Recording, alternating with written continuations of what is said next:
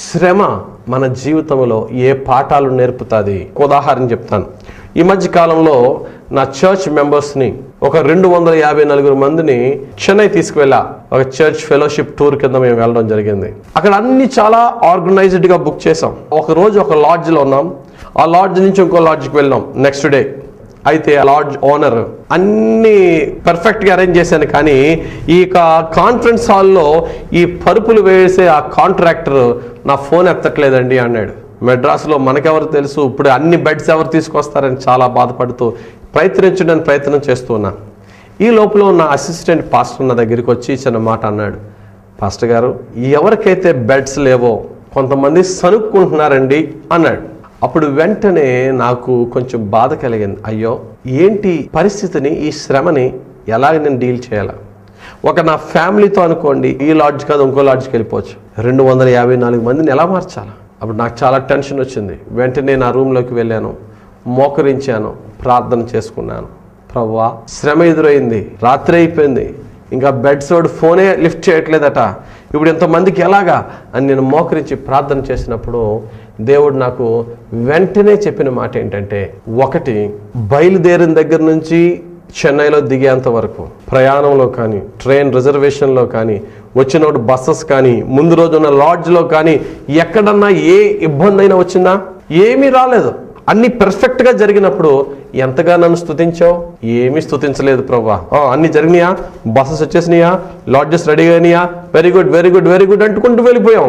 కానీ అనుకున్నట్టుగా ఒక్క విషయంలో జరిగినప్పుడు కృంగిపోతూ ప్రభువా అన్నామే, కానీ ముందు దానికి నువ్వేనా థ్యాంక్స్ చెప్పావా? ఈరోజు నా మాటలు ముగించే ముందు ఈ ఒక్క మాట చెప్తున్నాను.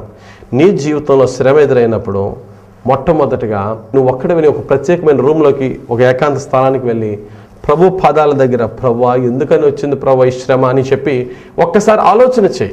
ఆ శ్రమ గురించి, ఆ ప్రాబ్లం గురించి అందరితో డిస్కస్ చేసి ఫోన్లు మాట్లాడి అన్ని పనులు జరుగుతూనే ఉంటాయి. కానీ ఒక 5 నిమిషాలు నువ్వు ఒక్కడవే, ఎక్కడ ప్లేస్ ఉంటే అక్కడ, అది బాత్రూమ్ అయినా సరే పర్లేదు, కొద్దిసేపు నువ్వు ఒక్కడి ఏకాంతంగా మోకరించి దేవుని దగ్గర గడుపు. ఈ శ్రమ ఎందుకు వచ్చింది థింక్ చేయి ప్రభు పాదాల దగ్గర ప్రార్థనలో. ఆ తర్వాత ప్రభు చెప్పాడు, మొట్టమొదటి నువ్వు థింక్ చేయి. రెండవదిగా, you should thank God for the past blessings. ముందు జరిగిన మంచి క్రియలను బట్టి నువ్వు ముందు థ్యాంక్స్ చెప్పగలిగావా దేవునికి? ఈ శ్రమనే చూడద్దు, చేసిన మేలును బట్టి ప్రభువా ఇప్పటి వరకు జరుగుతూ వచ్చిన ప్రతి దాన్ని బట్టి నీకు వందనాలు ప్రభు అని దేవుని స్తుతించాను. ఆ తర్వాత దేవుడి యొక్క కౌన్సిలింగ్ రివీల్ చేశాడు.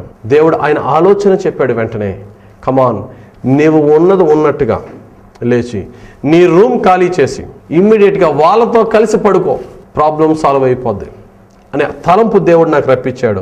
వెంటనే ఆ తలంపుని నేను వెంటనే రిసీవ్ చేసుకున్నా. క్రిందకి వెళ్ళా, వాళ్ళతో చెప్పా, ఓకే, మనం అనుకున్న బెడ్స్ అనుకున్నట్టుగా రాలేదు కనుక, కాబట్టి నేను కూడా మీతో పాటే దుప్పటేసుకుని క్రింద పడుకుంటానని చెప్పి నా యొక్క రూమ్ని వృద్ధులకి ఇచ్చేసి నేను వాళ్ళతో పడుకున్నాను. ఎప్పుడైతే నేను వాళ్ళతో పడుకున్నానో అక్కడే సనుగుడు ఇంకా సమాధి అయిపోయింది. ఎవరో మాట్లాడలేదు, అందరూ కూడా హ్యాపీగా పడుకున్నారు. ప్రియులారా, మన జీవితంలో కూడా శ్రమ వచ్చినప్పుడు ఈ 4 పాయింట్స్ తీసుకుందాం. First, we have to Neel down before God. దేవుని ముందు మోకరించి ముందు దాని గురించి థింక్ చేద్దాం. ఆ తర్వాత ఆ శ్రమ గురించే ప్రార్థన కాకుండా దాని ముందు చేసిన ప్రభు చేసిన మేలు గురించి థ్యాంక్స్ చెప్పుకుందాం. ఆ తర్వాత మూడవదిగా, ప్రభు మనకి రివీల్ చేసే క్రొత్త విషయాల్ని తీసుకుందాం. We should think, we should thank and we should take the new revolution. ఎప్పుడైతే దేవునికి స్తుతులు చెల్లిస్తూ ఉంటామో ఆ సమయంలో దేవుడు మనం ఏం చేయాలో దేవుడు చెప్తాడు. 4వది, trust in the new revolution. దేవుడు నీకు చెప్పే ఆలోచనని నువ్వు నమ్మి దాని ప్రకారంగా ఇంప్లిమెంట్ చేయి. నిన్ను బలపరిచే యేసయ్య పాదాల యొద్ద గడుపు. థింక్ చేయి, ప్రభుకి వందనాలు చెల్లించు, ప్రభు ఇచ్చే కౌన్సిలింగ్ పొందుకో, ప్రభు ఇచ్చే ఆలోచన ప్రకారంగా నడు, దేవుని మహిమైశ్వర్యం పొందు. దేవుడి కొద్ది మాటలు నీ జీవితంలో, నా జీవితంలో దీవించి శ్రమను ధైర్యముతో, విశ్వాసముతో జయించే విధముగా ప్రభు మనలను నడిపించి స్థిరపరిచి దీవించునుగాక.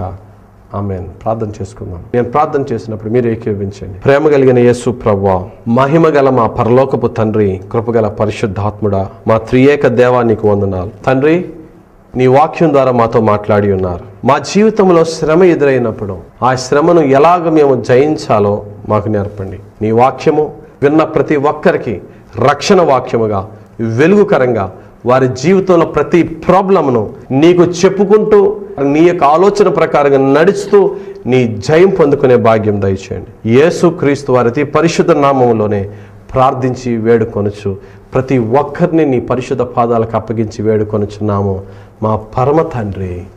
ఆమెన్. God bless you. దేవుడు మేము దీవించుగాక.